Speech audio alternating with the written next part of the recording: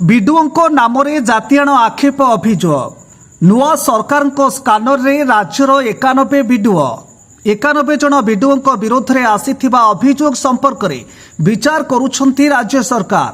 ପୁଣି ଆଉ ଜଣେ ବିଡିଓଙ୍କ ନାମରେ ଆସିଲା ସଙ୍ଗୀନ ଅଭିଯୋଗ।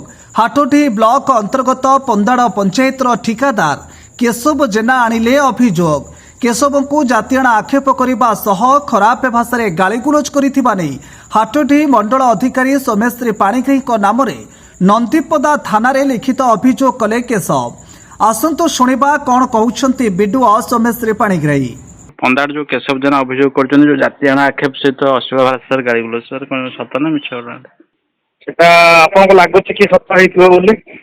ନାଇଁ, ଅଭିଯୋଗ ତ ଯେହେତୁ କରିଛନ୍ତି ସେହେତୁ ଆପଣଙ୍କୁ ତ ପଚାରିବା ଅଭିଯୋଗ ପାଇଁ କରିବା ପାଇଁ କେମିତି ଅଭିଯୋଗ କରିବାର ଅସୁବିଧା କ'ଣ ଅଛି? ଅଭିଯୋଗ ତ କେମିତି କରିପାରିବ? ମିଛରେ ବି ଜଣେ ଅଭିଯୋଗ କରିପାରିବ ନା? ନିହାତି, ସେଇଥିପାଇଁ ଆମେ ଲୋକ କିଏ ମୁଁ ତ ଚିହ୍ନି ନାହିଁ। ଆଜ୍ଞା କେଶବ ଜେନା କିଏ, ବାକି 5 ଜଣ କାହା କାହା ନାଁ ଲେଖା ହେଇଛି।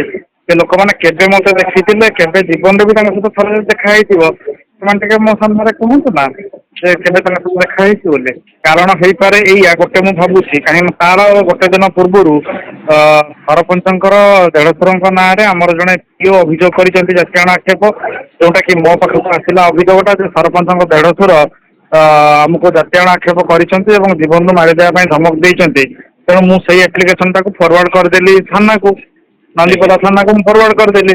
ଆଜ୍ଞା ତେଣୁ ମେ ବି ସେଇ ରାଗରେ ସିଏ ଏଇଟା କରୁଥାଇ ପାରନ୍ତି, ତାଙ୍କରି ପ୍ରରୋଚନାରେ ମେ ବି ହେଇଥାଇପାରେ, ମୁଁ ସିଓର ନୁହେଁ, ମେ ବି ହେଇଥାଇପାରେ।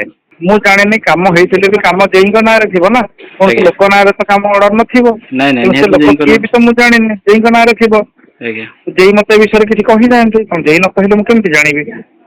ଆଜ୍ଞା ଯଦି ସିଏ ବି କହିଥିବେ କେତେବେଳେ କମ୍ପ୍ଲେନ କରିଥିବେ ଜେଇଙ୍କୁ, ତାହେଲେ ଜେଇ ମତେ କହିବା କଥା ଯେ ତାଙ୍କର ବିଲ୍ଟା ହେଇନାହିଁ କରିବା କି କ'ଣ, କି ବିଲ୍ଟା କରିକି ମୋ ପାଖକୁ ଆଣିଥିବେ। ମୁଁ ଯଦି ପକେଇ ଦେଇଥିଲି ସେ ଅଲଗା କଥା, କିନ୍ତୁ ମୁଁ ପକେଇ ନାହିଁ, ସେମିତି ମୋ ପାଖକୁ ବିଲ୍ ଆସିବି ନାହିଁ। ଯୋଉ ବିଲ୍ ଯୋଉ ଦିନ ଆସେ ମୁଁ ସେଇଦିନ ହିଁ ତାକୁ ଦେଖିଛି ଏବଂ ସେଇଦିନ ହିଁ ସାଇନ୍ କରେ, ଦ୍ୱିତୀୟ ଦିନ ପର୍ଯ୍ୟନ୍ତ ବି ଅପେକ୍ଷା କରେନି। ଆଜ୍ଞା ତେଣୁ ସେ ଅଭିଯୋଗ ମଧ୍ୟ ମିଥ୍ୟା। ଆଉ ତାଠୁ ବଡ କଥା ଆପଣଙ୍କୁ ଗୋଟେ କହିଦଉଛି, ଯୋଉ ରାମଚଣ୍ଡୀ ମନ୍ଦିର ପାଖରେ ଘଟଣା ଘଟିଛି ବୋଲି ସେ କମ୍ପ୍ଲେନଟା କରିଛନ୍ତି। ସେ ରାମଚଣ୍ଡୀ ମନ୍ଦିରଟା ଆସୁଛି ସୋସୋ ଥାନା ଅନ୍ତର୍ଗତ, ସେଟା ନନ୍ଦିପଦା ଥାନା ନୁହେଁ। ତା ଆଜ୍ଞା ଅର୍ଥ ସେ ଜାଣିବି ନାହାନ୍ତି କୋଉ ଥାନାରେ ଅଭିଯୋଗ କରାଯିବ। ସେ ଆସିକି ନନ୍ଦିପଦା ଥାନାରେ ଅଭିଯୋଗ କରିଛନ୍ତି, କାହିଁକି ନା ନନ୍ଦିପଦା ଥାନାରେ ତା ପୂର୍ବ ଦିନ ଅଭିଯୋଗ କରିଥିଲେ ପିଓ। ତେଣୁ ଘଟଣା ଗୁଡ଼ିକ ତାପରେ ଯଦି ବି 2 ମାସ 3 ମାସ ତଳକୁ ବିଲ୍ ତମର ଅଟକିଛି, ତମେ ସେ କଥା ଜେଇଙ୍କୁ ପଚାରିବ କିମ୍ବା ବିଡିଓଙ୍କୁ ପଚାରିବ, ଆସିକି ଅଫିସରେ ହିଁ ପଚାରି ପାରିଥାନ୍ତେ।